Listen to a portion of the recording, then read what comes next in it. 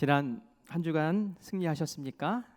오늘도 예배에 함께하신 우리 사랑하는 성도님들에게 특별히 오늘은 하나님의 사랑이 충만하시기를 간절히 바랍니다. 우리가 두 주 동안 소망 그리고 믿음에 대해서 살펴보았습니다.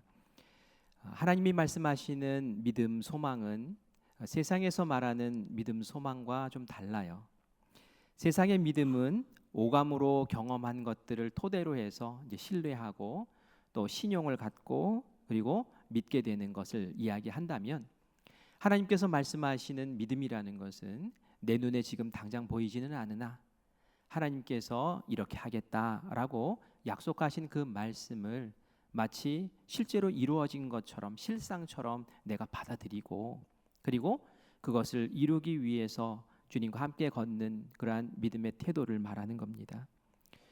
세상의 소망은 이런 게 있었으면 좋겠다 하면서 낙관적으로 기대하는 것이라면은, 하나님께서 우리에게 소망이다라고 알려주시는 것은 하나님이 우리의 미래에 펼쳐질 하나님의 계획을 알려주시고 그것을 믿음으로 받고 그리고 그것을 인생의 소망으로 하나님 이루실 줄 믿습니다 하면서 그 소망을 나의 비전 삼아서 그 하나님의 뜻을 나의 소망 삼아서 사는 것, 그것이 하나님이 알려주신 소망이기도 합니다. 우리에게도 소망을 주셨어요. 어떤 소망입니까? 예수님께서 이 땅에 재림하실 것이고 또 심판하실 것인데, 그때 생명책에 나의 이름이 기록되어져 있으면 나는 천국 갈 것이고, 그리고 또 다른 책에 내가 이 세상에서 그리스도인답게 아름답게 살았던 그 흔적들이 있다면 하나님께서 그 심판의 자리는 나에게 상 주시는 자리가 될 것이니 내가 이 세상에 이루어질 앞으로 펼쳐질 그 일을 나의 소망, 나의 비전으로 삼고 그리스도인답게 그렇게 살자라고 산다면 그게 소망 있는 사람의 삶의 모습이다라는 것을 지난 시간 말씀드렸습니다. 오늘은 사랑에 대한 말씀을 드릴 텐데, 또 똑같이 세상에 말하는 사랑과 하나님이 말씀하시는 사랑, 그 개념이 좀 다르거든요. 그래서 우리가 좀 이해하고 우리가 어떤 사랑을 받았는지 또 어떻게 사랑할 것인지를 같이 묵상하며 은혜 나누는 그런 시간 되기를 바랍니다. 세상의 사랑, 보통 사람들이 사랑하는 그 모습을 제가 간단하게 표현하면 아마 이렇게 표현할 수 있겠습니다. 나에게 잘해준 사람에게 나도 잘해주는 것, 그것이 이제 세상이 말하는 사랑입니다. 나에게 잘해주면 나도 잘해주고, 나에게 못하면 나도 못함, 각박하게 대하는 그런 것 말하는 것이죠. 누가복음에서도 성경에서도 이런 사랑에 대한 모습을 우리에게 알려주지요. 누가복음 6장 32절 말씀입니다. 같이 읽겠습니다. 내가 만일 너희를 사랑하는 자만을 사랑하면 칭찬받을 것이 무엇이냐? 죄인들도 사랑하는 자는 사랑하느니라. 아멘. 우리에게 말씀하시는 거예요. 너희가 만일 사랑할 때에 너희에게 잘해주는 사람만 사랑한다면 그게 세상의 사람들과 무슨 차이가 있겠느냐는 거죠. 세상에 죄 가운데 묻혀 사는 사람들도 다 그렇게 한다라는 거예요. 이 정도는 그냥 그렇게 하는 거예요. 기본적으로 하는 자연적인 사랑, 또 어떻게 보면 조건적인 사랑이라도 할 수 있죠. 나에게 잘해주면 나도 그 조건에 맞춰서 잘해줄게 라는 것이니까 조건적인 사랑이에요. 이게 보통 세상 사람들이 하는 평균적인 사랑의 모습이다라는 겁니다. 그런데 이것과 달리 하나님이 말씀하시는 다른 사랑이 있어요. 그 사랑은 조건 없는 사랑, 우리가 아가페라고 말하는 그 사랑이죠.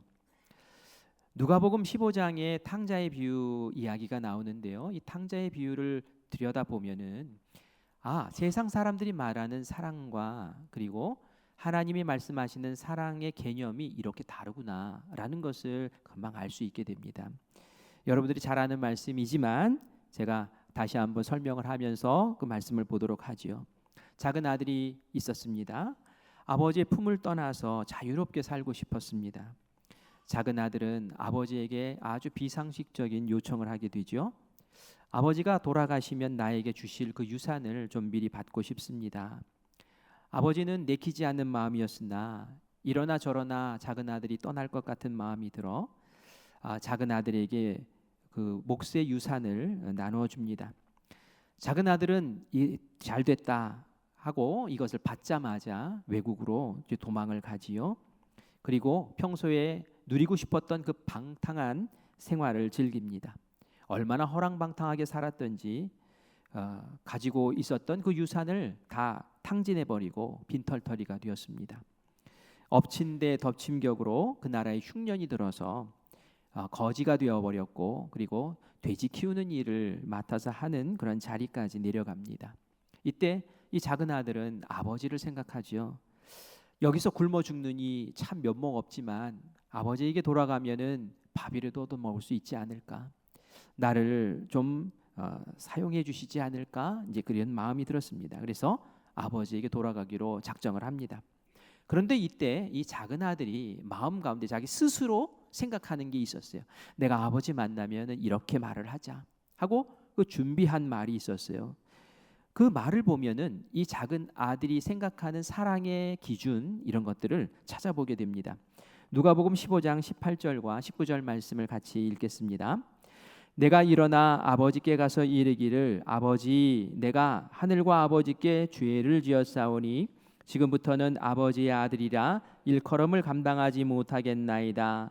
나를 품꾼의 하나로 보소서 하리라 하고 아멘. 지금 작은 아들이 자기 속으로 이렇게 생각하는 거예요. 이렇게 얘기하자라고 생각하는 거예요. 그런데 뭐라고 생각합니까?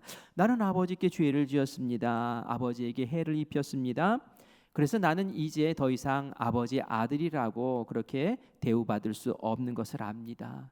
아버지, 나를 그냥 품꾼의 한 사람으로, 종의 한 사람으로 저를 받아주세요. 이렇게 얘기하자는 거예요. 자기의 자신과 자신의 실패로 나는 더 이상 아버지에게 아들 될 자격이 없어 라고 그렇게 생각하는 것이지요. 왜요? 잘했어야지 사랑받고, 잘했어야지 사랑받을 자격 되고, 잘했어야지 아들 자격 되는데 내가 못했고, 내가 해를 입혔고, 내가 엉망진창이었는데 그런 조건들로 어떻게 사랑을 받겠느냐는 거죠. 이게 바로 세상 사람들이 말하는 조건적인 사랑이라는 거예요. 잘하면 사랑받고 못하면 사랑 못 받는 것, 그건 말이죠. 그런데 이 작은 아들이 아버지 집에 돌아와서 아버지를 만났을 때 정말 기대하지도 못했던 환대를 받게 되죠. 마을 어귀에 들어서자마자 아버지는 막 기다렸다는 듯이 버선발로 뛰쳐나오시고 목을 끌어안고 입을 맞추시고 그 거지 같은 옷 벗어라 하시며 새 옷을 입혀주시고 새 신발을 신겨주시고, 그리고 정말 감탄스러운 것은 가락지를 끼워주셨어요. 가락지를 끼워줬다는 얘기는 너 내 아들이다 하고 아들의 권위를 인정해 주시는 것이지요. 그리고는 마을 잔치를 베풀어 줍니다. 이게 얼마나 놀라운 일이에요. 이때 밭에서 일하다가 이제 해가 져서 돌아오는 큰아들이 있었어요. 이 큰아들이 자기 집에서 뭔가 북적북적하니까 종에게 묻죠. 도대체 무슨 일이냐라고 얘기했을 때 이 종이 있었던 일들을 쫙 이야기를 해줍니다. 큰아들은 화가 났어요. 같이 잔치의 자리에 들어갈 마음이 아니었어요. 아버지에게 강력하게 불만을 표현을 합니다. 그때 무엇에 근거해서 이 큰아들이 불만을 토로하는지 우리 한번 들어봅시다. 그 말씀을 보면 이 큰아들이 생각하는 사랑의 기준을 또 보게 돼요. 우리 누가복음 15장 29절과 30절입니다. 같이 읽습니다. 아버지여 대답하여 이르시되, 아버지께 대답하여 이르시되, 내가 여러 해 아버지를 섬겨 명을 어김이 없거늘 내게는 염소 새끼라도 주어 나와 내 벗으로 즐기게 하신 일이 없더니 아버지의 살림을 창녀들과 함께 삼켜버린 이 아들이 돌아오매 이를 위하여 살찐 송아지를 잡으셨나이다. 아멘. 아멘. 이 아들이, 큰아들이 얘기하는 거예요. 아버지, 제가 얼마나 아버지를 위해서 헌신했습니까? 아버지의 명령이라면 다 순종했잖아요. 아버지의 양을 키우기 위해서 내가 새벽부터 지금 이 시간까지 일하고 돌아오는 것 안 보이십니까? 아버지, 제가 아버지를 기쁘게 해드리려고 얼마나 애를 썼는데 저에게는 양 한 마리 잡아주신 적이 있습니까? 그런데 작은 아들을 보십시오. 아버지 재산 가지고 창녀들과 허랑방탕하게 다 탕진하고, 그리고 거지가 되어서 돌아왔는데 그를 위해서 잔치라니요. 이게 있을 수 있는 일입니까? 이렇게 얘기를 하는 거예요. 생각해 보십시오. 이 큰아들이 지금 보는 관점이 뭡니까? 나는 아버지에게 잘했으니 나는 사랑받아야 줄 존재고, 둘째, 작은 아들은 아버지에게 죄를 지었으니 사랑받지 못할 존재고, 그게 바로 세상 사람들이 사랑이다라고 생각하는 기준이죠. 이 기준 가지고 이야기를 하는 거예요. 공로 중심의 사랑, 조건적인 사랑, 잘한 사람에게 보상 주는 그 사랑 말이죠. 사랑을 어떻게 이해하느냐에 따라서 참 많이 달라져요. 하나님이 생각하는 사랑은 그런데 이 사랑이 아니라는 거예요. 우리 하나님의 사랑, 아버지의 사랑은 어떤 사랑인지, 그 기준이 어떤지 누가복음 15장 31절 32절 말씀을 우리 같이 보겠습니다. 아버지가 이르되 예 너는 항상 나와 함께 있으니 내 것이 다 내 것이로되 이 내 동생은 죽었다가 살아났으며 내가 잃었다가 얻었기로 우리가 즐거워하고 기뻐하는 것이 마땅하다 하니라. 아멘. 아버지는 지금 잔치를 베푼 이유를 설명하면서 그렇게 말씀하시는 거죠. 공로나 조건 이런 것으로 내가 지금 사랑을 표현하는 게 아니다라는 거예요. 그러면 무엇으로 사랑을 표현하는 겁니까? 그 작은 아들이 죽었다가 살아났다는 거예요. 그리고 잃었다가 찾았다는 거예요. 그건 뭐예요? 이 작은 아들이 바로 아버지의 아들로 내 곁에 있는 것 그 자체만으로도, 그 작은 아들의 존재만으로도 나는 이 아들을 사랑한다라는 거예요. 뭘 잘해서 사랑하는 게 아니라 그 아들이 나의 아들이기 때문에 사랑하고, 큰아들 너는 나와 늘 함께 있고 내 것이 다 네 것이고 너는 내 큰아들로서 그 있는 그 자체가 이미 나에게 충분히 사랑받고 또 인정받는 그 존재 자체야 라고 그렇게 얘기하는 거예요. 이게 바로 하나님의 사랑, 무조건적인 사랑, 그 존재 자체만으로 사랑하시는 그 사랑이다라는 말이죠. 우리가 이런 얘기 들으면 하나님 그럼 무조건 다 사랑하셔? 그러면 죄도 사랑하고 악도 사랑하시는 거야? 그렇지 않죠. 하나님이 어떻게 악을 사랑하시겠어요? 거룩하신 하나님이 죄는 미워하시고 악도 미워하시지요. 그리고 재판하시고 벌하시지요. 그러나 악을 지었다가 죄를 지었다가 돌이켜서 하나님께 돌아온 그 사람, 하나님 앞에 공을 세우지는 않았으나 사랑받은 일을 하지는 못하였으나 하나님께서는 나의 자녀다라는 그 조건 하나만으로도 충분히 사랑하시고 은혜 베푸시는 분이신 줄 믿습니다. 그것이 바로 하나님의 사랑이에요. 공로 따지지 않는 그 사랑, 그 사랑을 딱 받았을 때 드는 느낌이 아 이게 은혜구나라는 것을 우리가 감격스럽게 느끼게 되죠. 엊그제 청장년 선교회 수양회가 있었어요. 그래서 둘째 날에 제가 우리 특강을 좀 하나 하려고 갔습니다. 제 시간이 되기 전에 청장년 회원들이 이제 서로 알아가는 시간을 갖기 위해서 부부끼리 나와서 이제 저는 이렇습니다 하면서 이제 소개하는 시간을 이제 보내게 됐어요. 그때에 서준규라는 우리 성도님이 지난 주일 새가족 환영회 했던 그 이야기를 좀 하더라고요. 그래서 그때 감동을 많이 받았다는 거예요. 왜 감동을 받았냐면 내가 태어나서 정말 이렇게 열렬하게 환대받는 것을 처음 경험하는 것 같다는 거예요. 이런 환대 처음 받아본다는 거예요. 연회장에 내려와서 테이블 앞으로 이렇게 다가섰는데 내 이름이 있는 그 자리에 선물이 있는 것을 보고는 그 마음이 울컥하더라는 거예요. 그리고 나서는 내가 뭐라고 내가 뭘 했다고 이렇게 사랑을 해주나 그런 마음이 들고, 그리고 예수님이 어서 와라 하는 그런 마음의 음성을 주시더래요. 그래서 야 너무 감사하다 하는 그런 감동적인 이야기를 함께 이렇게 나누는 것을 제가 보았습니다.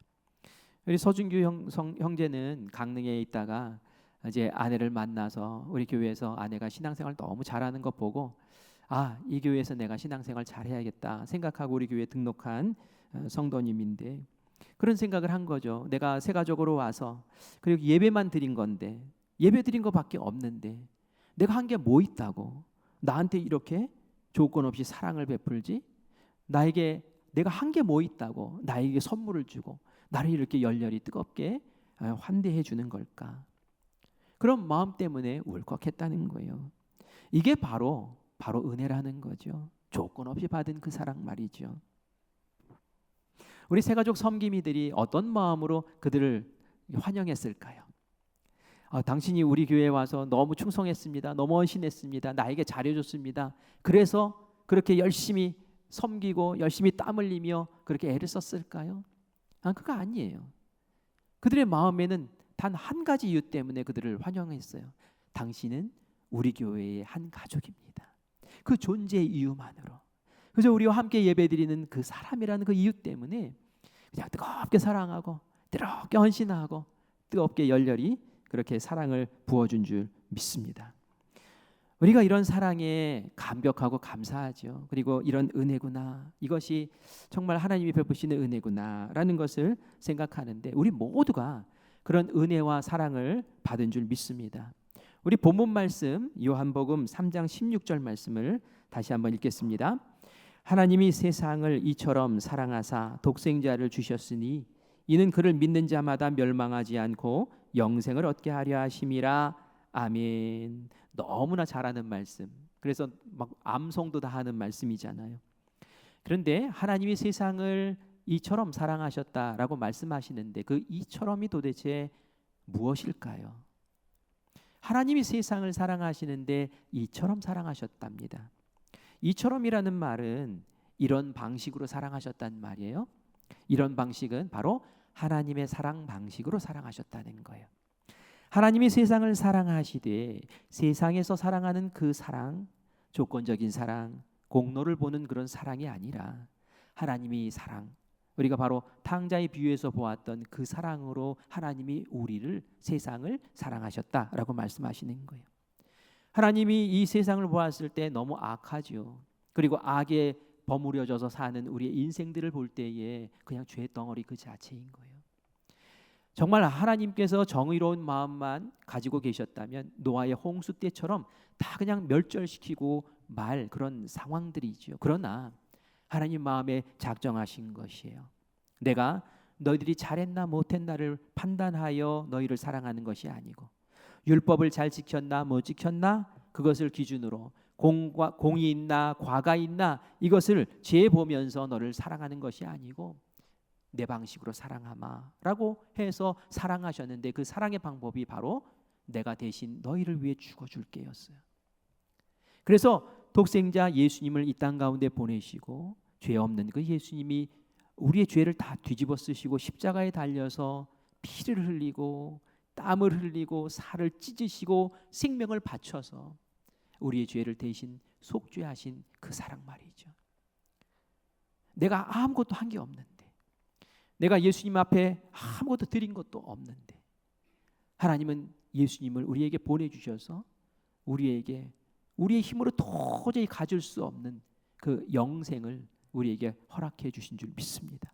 그 사랑이 나의 사랑으로 깊이 다가올 때, 그때 우리는 새가족 환영회에서 나를 열렬히 환영해 주는 그 사랑에서도 감격하지만 이것과는 비교될 수 없는 그런 놀라운 사랑 앞에서 우리는 하나님 너무 감사합니다, 너무 감격합니다, 이게 은혜입니다 라고 그렇게 고백하게 되는 것이죠. 로마서 5장 8절 말씀 같이 읽습니다. 우리가 아직 죄인 되었을 때에 그리스도께서 우리를 위하여 죽으심으로 하나님께서 우리에 대한 자기의 사랑을 확증하셨느니라. 아멘. 하나님이 우리를 사랑하시는데 그 사랑을 확증을 해주셨대요. 내 사랑은 이거야 라고 그렇게 확증을 해주셨대요. 근데 그 사랑이 어떤 사랑이랍니까? 우리가 선했을 때, 우리가 잘했을 때, 우리가 칭찬받을 만할 때에, 이게 아니에요. 어느 때에? 우리가 아직 죄인일 때에, 죄 속에 있을 때에 그리스도께서 우리를 위하여 죽어주심으로 하나님이 우리를 향한 하나님의 사랑을 그렇게 보여주셨다라는 얘기입니다.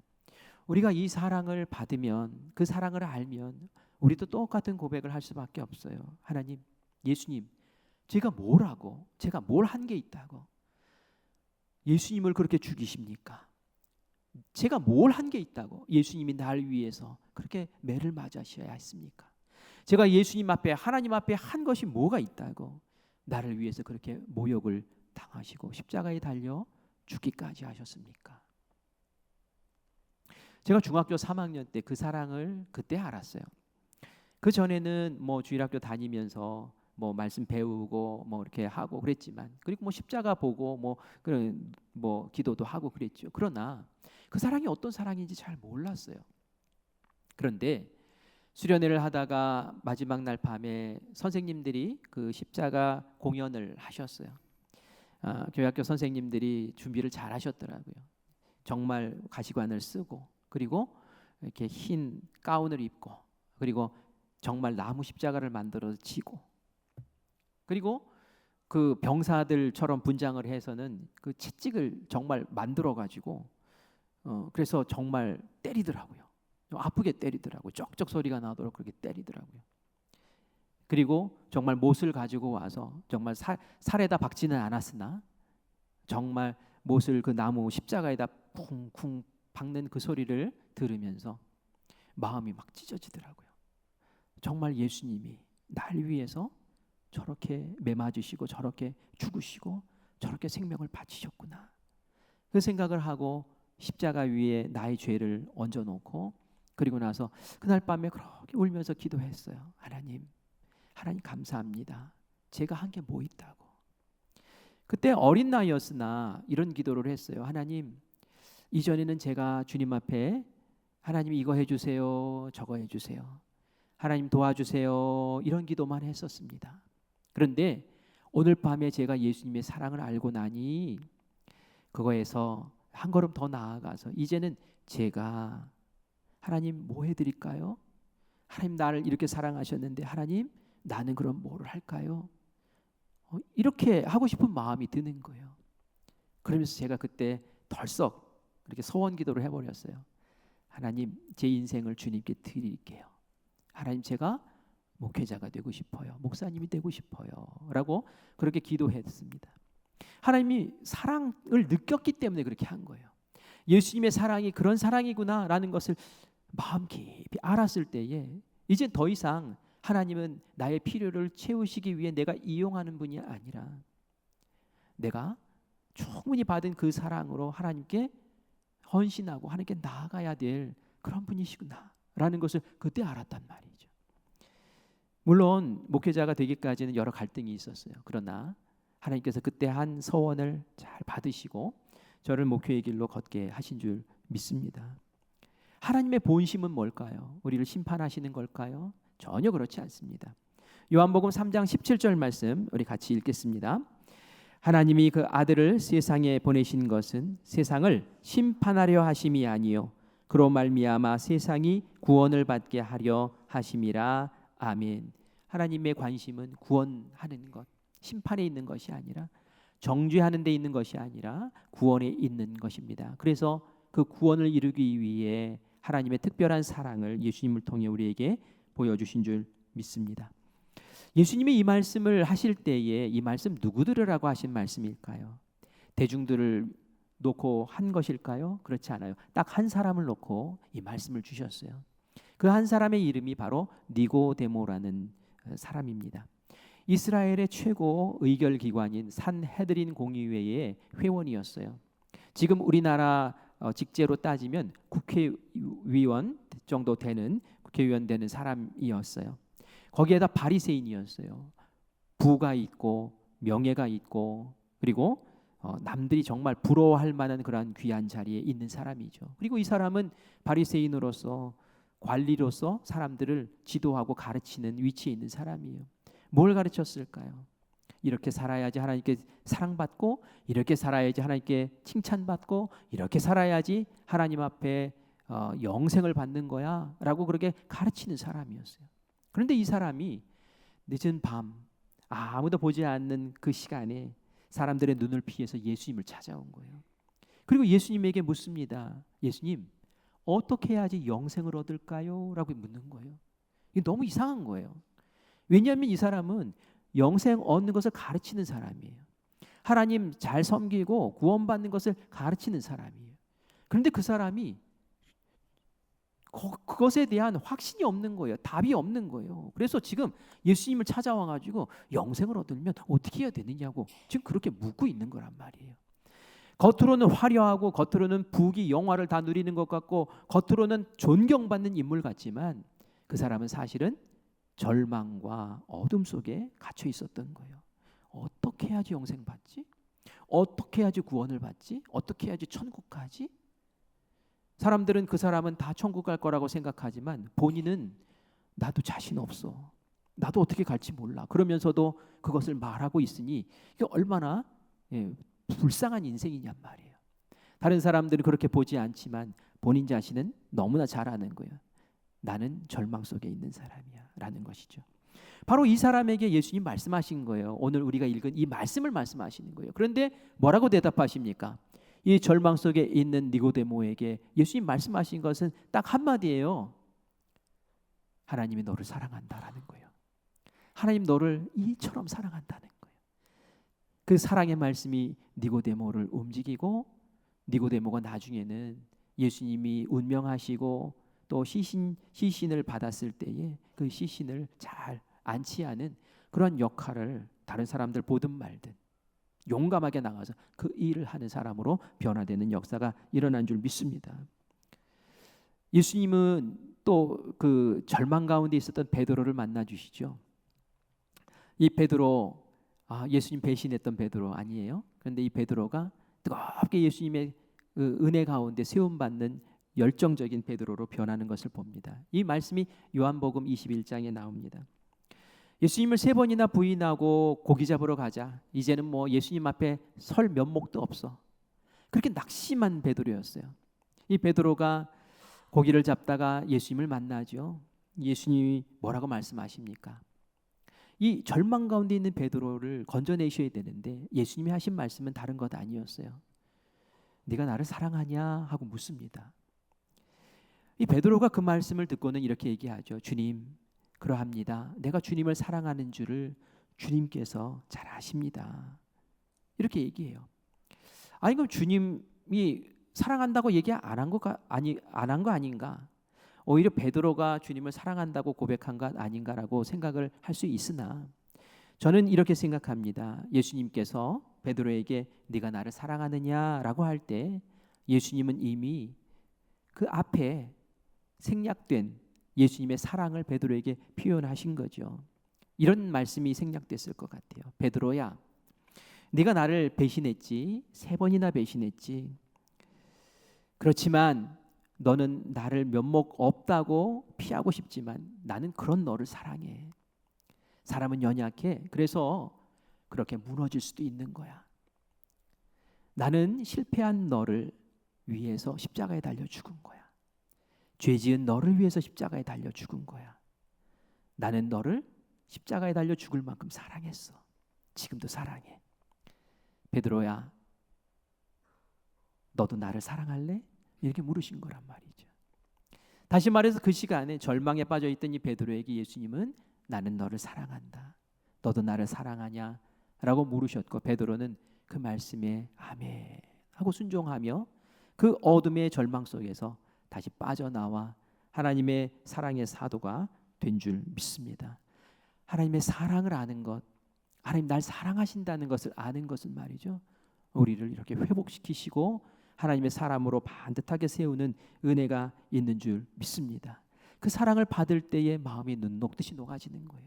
문제가 해결되고요, 나와 함께 하시는 그 하나님 때문에 세상 나가 싸울 수 있는, 승리할 수 있는 용기와 힘이 생기는 줄 믿습니다. 예수님을 믿으면 우리가 죽어서 영생을 얻는다고 하죠. 천국을 받습니다. 그러나 그것뿐만이 아니라 이 세상을 살아가는데도 예수님이 동행하시며 엄청난 능력을 베푸시는 줄 믿습니다. 그게 사랑이에요. 우리 로마서 8장 28절 말씀 같이 읽겠습니다.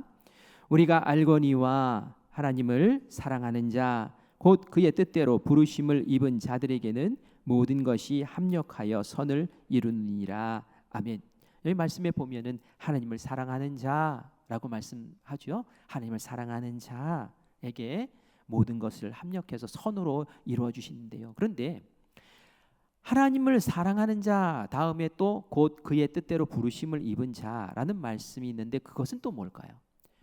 부르심을 입은 자는 무슨 말일까요? 우리가 하나님을 사랑하기 전에 하나님은 우리를 먼저 부르셨어요. 구원해야지. 내 구원의 계획에 저 이름을 담았지.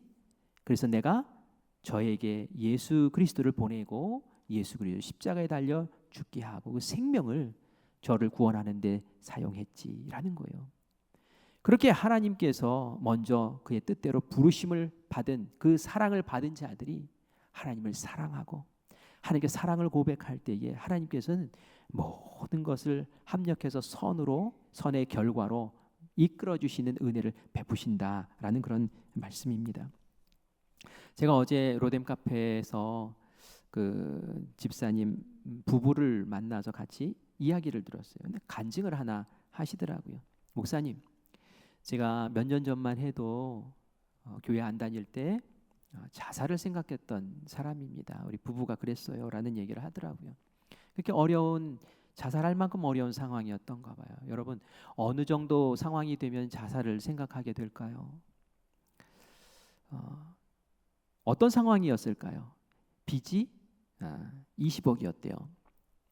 빚이 20억이면 자살하고 싶은 마음이 드는가 봐요. 매일매일 그냥 새벽부터 밤늦게까지 그냥 정신없이 일을 했대요. 그렇게 일해서 번 돈으로 빚의 이자를 갚는 데 다 쓰는 거예요. 매일매일 그런 쳇바퀴 도는 인생을 사는 거예요. 그러니 이거 살아서 뭐 하나 이런 생각이 드는 거죠. 이거 언제 다 갚고. 그리고 빚쟁이들은 매일 찾아오고 그 빚쟁이 만나는 것이 너무 두렵고 무섭고 그런 삶이 얼마나 어려운 삶이에요. 그 자녀들도 집안에 막 딱 빨간 딱지 붙이고 이러는 것을 자녀들이 보고 아빠 저게 뭐야? 아빠 편지 왔어 하면서 편지 왔다고 주는데 그 독촉하는 그런 장이에요. 아빠 친구들이 왔다 갔다 그러는데 그 친구들이 딱지 붙인 사람들이었어요. 아버지의 마음, 엄마의 마음이 어땠겠니 하는 거예요. 정말 죽고 싶은 마음이 죽으려고 바닷가에도 이렇게 들어갔대요. 그런데 막 스쳐가는 그 화면 가운데 자녀 얼굴이 딱 떠오르는데 더 이상 들어갈 수가 없더래요. 그래서 다시 돌아 나와서 그래도 어떻게 살아보자라고 하는데 어떤 한 사람이 교회 한번 나가보자고 해서 그래서 교회 한번 나와봤대요. 교회 나와서 예배 한번 드렸는데 교회 나올 시간이 되니까 빚쟁이를 안 만나도 되잖아요. 이 빚쟁이가 저녁에도 찾아오더래요. 그래서 교회 가자. 그리고 저녁 예배 나왔대요. 새벽에도 찾아오더래요. 새벽에도 교회 나왔대요. 왜요? 빚쟁이 피해서 그렇게 나와서 그렇게 신앙생활을 하게 됐다는 얘기를 하더라고요. 그러다가 어느 날 부흥회가 있어서 부흥회의 말씀을 듣고 저녁에 이제 말씀 전한 강사님이 이제부터 기도합시다라고 하는데 갑자기 마음이 먹먹해지고 울컥하면서 갑자기 기도가 탁 터져 나오기 시작하더래요. 눈물도 콧물도 펑펑 터져 나오더래요. 그리고 기도하고 나서 눈을 딱 떴는데 자기만 껌껌한 예배당에 혼자 앉아 있더래요. 그 옆에는 휴지가 수북하게 쌓여 있고. 이게 뭡니까? 몇 시간 동안을 자기도 모르는 사이에 기도를 하고 있었던 거예요. 무슨 기도를 했는지도 모르겠대요. 그냥 그 시간이 어떻게 갔는지도 모르겠대요. 그냥 하나님이 이끄시는 대로, 성령님이 이끄시는 대로 그냥 막 기도를 한 거예요. 아마 회개의 기도도 했을 거예요. 그리고 예수님께 감사하는 기도도 했을 거예요. 그렇게 기도하며 그렇게 몇 시간을 보내고 추스리고 나가는 거예요. 그런데 그리고 나서 하나님의 역사가 일어나기 시작했대요. 어떤 역사가 일어났을까요? 저는 기대했어요. 로또에 당첨됐구나. 20억을 갚을 로또에 당첨되지 않아요. 아니면 돈 많은 사람을 만났든지 뭐 그런 거 아닐까요? 그런데 목사님 그게 아니라요. 하나님이 저의 마음에 담대함을 주시더라는 거예요. 담대함. 이전에는 빚쟁이 오면 피했단 말이에요. 근데 이제는 기도하고 만나서 내가 갚겠다. 더 이상 나를 괴롭히지 말아라. 내가 이렇게 지금 살고 있다. 나에게 이런 계획이 있으니 믿어달라. 그리고 한 사람 설득시켜 나가면서 그렇게 해서 빚쟁이들과의 만남을 이렇게 정리를 한 거예요. 그리고 나서 부부가 열심히 일했대요. 그러면서 빚을 갚아가기 시작한 거예요. 저는 누가 요행스럽게 갚아준 줄 알았더니 본인들이 다 갚았더라고요. 20억 빚을 다 청산을 했대요. 하나님이 20억 주신 줄 믿습니다. 그렇죠? 그렇게 해결해 주시는 거예요. 그리고 지금은 평안한 삶을 살 수 있게 해주셔서 너무 감사하다고. 얼마 전에 어려움이 있었지만 그 어려움도 하나님께 나와 기도하면서 잘 해결할 수 있고 정말 자유로움 속에서 이제 이렇게 살게 됐다고 그런 얘기를 해요. 이게 하나님 사랑하고 하나님의 사랑을 만난 사람이 누리게 되는 은혜인 줄 믿습니다. 그분이 마지막에 이런 얘기를 하세요. 목사님, 그런데 요즘은 좀 두려워요. 뭐가 두려워요? 삶이 평안해지니까 게을러져요. 이전처럼 그렇게 뜨겁게 하나님 사랑하고 뜨겁게 예배하고 뜨겁게 기도해야 되는데 그 마음이 자꾸 식는 것 같아서 두려워요. 그래서 요즘은 그렇게 기도해요.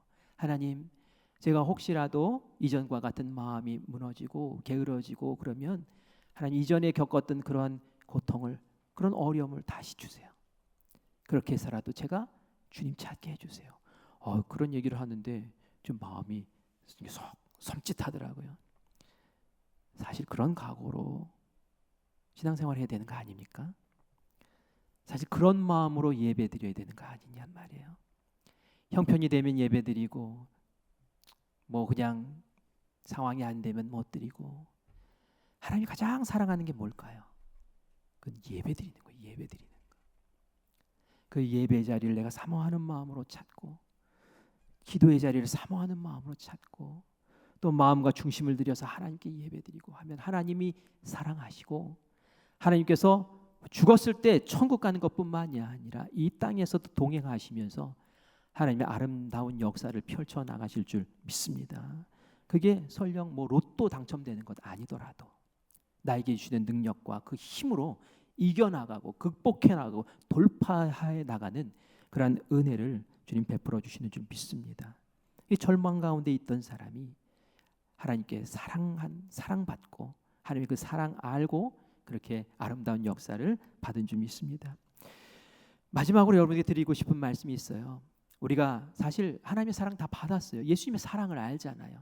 그런데 이 받은 사랑을 우리가 반드시 누리기를 원합니다. 그리고 누리는 이 사랑을 나누기를 간절히 원합니다. 이 사랑이 나에게만 머물러 있으면 아무것도 아니에요. 하나님의 방식대로, 하나님의 사랑하셨던 그 방법대로 우리에게 펼쳐나가야 돼요. 하나님이 우리에게 말씀하신 그 사랑에 대한 말씀이 있습니다. 우리 마태복음 22장 37절부터 40절까지의 말씀입니다. 같이 읽겠습니다. 시작. 예수께서 이르시되 내 마음을 다하고 목숨을 다하고 뜻을 다하여 주 너의 하나님을 사랑하라 하셨으니 이것이 크고 첫째 되는 계명이요 둘째도 그와 같으니 내 이웃을 내 자신같이 사랑하라 하셨으니 이 두 계명이 온 율법과 선지자의 강령이니라. 아멘. 아멘. 우리가 이 세상을 살아가야 될 강령 두 가지를 알려주겠다는 거죠. 예수님이 정리해서 말씀하시는 거예요. 누구의 말씀이요? 예수님의 말씀이에요. 그런데 한 가지는 하나님 사랑하라는 거예요. 하나님 사랑해라. 목숨 다해서 뜻 다해서 사랑해라. 이 말은 목숨 다해서 예배드리고 뜻 다해서 예배드려라. 목숨 다해서 하나님 찬양하고 뜻 다해서 찬양해라 라는 말씀 아니겠습니까? 그런데 그것이 끝이 아니에요. 네가 받은 그 사랑, 네가 너 사랑하는 것처럼 이웃에게 사랑을 베풀어라 라는 거죠. 하나님의 방식으로 사랑하라는 거예요. 하나님이 사랑하셨듯이 사랑하는 거예요. 나에게 좋은 것 해주니까 사랑하고 이게 아니라 조건 없이 하나님 사랑하신 그 사랑의 방법으로 사랑을 펼쳐나가라는 겁니다. 이것이 바로 하나님이 나에게 사랑을 주신 사랑의 이유이고 목적이라는 얘기입니다. 그림을 두 개 보여드릴게요. 한 가지 먼저 볼게요. 저기가 어딜까요? 저기는 갈릴리 호수입니다. 이스라엘 북쪽에 가면 갈릴리 호수가 있는데 호수가 얼마나 큰지 바다라고 얘기를 해요. 그래서 갈릴리 바닷가에서 뭐 이렇게 찬양도 있죠. 그런데 이 갈릴리 호수는 많은 물고기들이 삽니다. 그래서 어부들이 고기를 낚는 모습을 지금도 볼 수 있어요. 그리고 그 주변에 보면 푸릇푸릇하죠. 그곳에서 공급되는 물을 통해서 아주 더운 지역이지만 그럼에도 불구하고 많은 과일나무가 자라고 곡식이 자라는 그런 비옥한 그런 지역이죠. 저기서 상수원, 저기가 상수원이라서 물을 끌어다가 그 지역에 물을 대고 또 이렇게 잘 아름답게 풍요롭게 꾸려나가는 정말 생명과 같은 그런 호수가 바로 이 갈릴리 호수예요. 이 호수는 그 더 북쪽에 있는 곳에서 단이라는 곳에서 샘이 터져서 물이 흘러나오는데 그 물을 받아요. 그래서 그 물을 딱 고여서 저렇게 호수를 만든 후에 요단강으로 흘려보냅니다. 요단강 많이 들어봤잖아요. 갈릴리 호수 밑쪽에 요단강이 쭉 흘러내려가고 있어요. 또 하나의 그림을 보여드리겠습니다. 갈릴리 호수 저 밑쪽으로 가면은 이스라엘 남쪽 지역으로 가면 그곳에 있는 또 하나의 호수예요. 저 호수도 바다처럼 커요. 그래서 저 바다의 이름을 사해라고 부릅니다. 근데 이 사자가 무슨 사자일까요? 죽을 사자. 그죠? 죽을 사자예요. 죽은 바다, 죽은 호수라는 거예요. 저기는 물고기가 하나 살지도 않습니다. 왜냐하면은 염분이 너무 강하기 때문에, 농도가 너무 진하기 때문에 그래요. 그래서 물고기도 살지 않고 생명체가 살지를 않아요. 그리고 주변을 보십시오. 황량하게 메말라 있지 않습니까? 저 물을 쓸 수가 없는 거예요. 식물이 받아 먹을 수가 없는 거예요. 비옥한 땅이 아니라 죽음의 땅이 되어버리는 것이죠. 갈릴리 호수는 똑같은 호수인데 생명의 호수가 되었고, 왜 저기는 죽음의 호수가 되었을까요? 딱 한 가지 차이가 있어요. 요단강으로부터 사해는 물을 받아요. 그런데 받은 물을 흘려보내지를 않아요. 딱 막혀버렸어요. 그래서 받은 물 그냥 그대로 증발시키니까 거기가 염분이 가득 차가지고, 그래서 죽음의 바다가 되어버리는 것이죠. 우리에게 주는 교훈이 있습니다. 하나님이 우리에게 사랑을 주셨어요. 그리고 그 사랑을 통해서 하나님도 사랑하고 또 하나님께 받은 은혜로 감사하죠. 그런데 갈릴리 호수는 그 사랑을 밑으로 또 보내는 거예요. 사랑이 필요한 것을 흘려보내는 거예요. 그러면은 생명의 호수가 되는 거예요. 사랑을 받았어요. 그런데 그 사랑을 가지고 꽁꽁 싸매고 나만 이러고 있으면 폭삭 썩어버리는 거예요. 죽음의 존재가 되어버리는 거죠. 우리가 이 말씀을 마음 가운데 새기면서, 하나님이 나에게 나를 사랑하신 것은 이 사랑, 또 그 사랑이 필요한 이웃들에게 나누라고 주신 거구나 라는 것을 꼭 기억하시기를 바랍니다. 그래서 우리가 하나님이 가장 사랑하시는 그것 하겠습니다. 영혼 구원하는 일, 영생을 전달하는 일, 생명을 살리는 그 일에 저에게 베푸셨던 그 사랑을 사용할 수 있도록 주여 도와주시옵소서라고 기도하며, 우리가 또 남은 이 한 계절을 아름답게 꾸려나가는 복된 주님의 자녀들 되시기를 간절히 축원합니다. 아멘.